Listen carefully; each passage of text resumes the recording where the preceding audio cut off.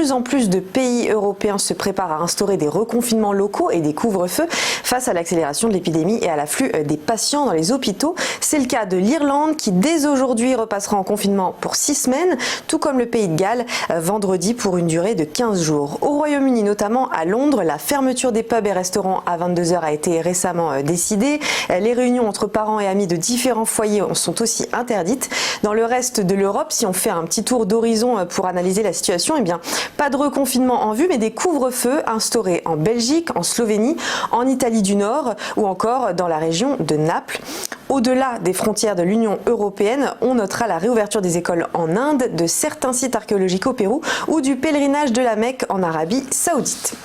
Le géant Google dans le viseur de la justice américaine maintenant. Une procédure à son encontre vient d'être ouverte dans ce qui pourrait constituer la plus grosse affaire dans le secteur technologique depuis 20 ans.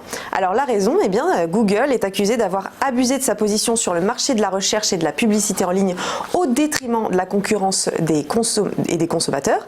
Ce sont des milliards de dollars dépensés pour maintenir la position de Google auprès des fabricants de téléphones ou des navigateurs, ce qui a fait de lui le moteur de recherche par défaut de ces services. Résultat, eh bien, aucun concurrent ne peut survivre sur le marché. Google, qui contrôle 90% justement du marché de la recherche aux États-Unis, s'en est toujours défendu. Selon l'entreprise, eh bien, ces services sont proposés gratuitement et une vive concurrence existe. On attend donc d'en connaître un peu plus sur la procédure judiciaire en cours qui pourrait aboutir à un démantèlement du géant ou en tout cas largement modifier ses pratiques.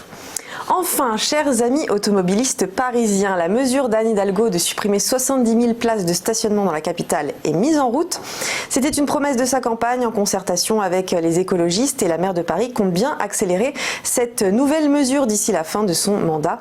70 000 places de stationnement, c'est l'équivalent de la quasi-totalité des places en surface. Alors, en contrepartie, les parkings souterrains seront valorisés avec des prix convenables selon la mairie de Paris.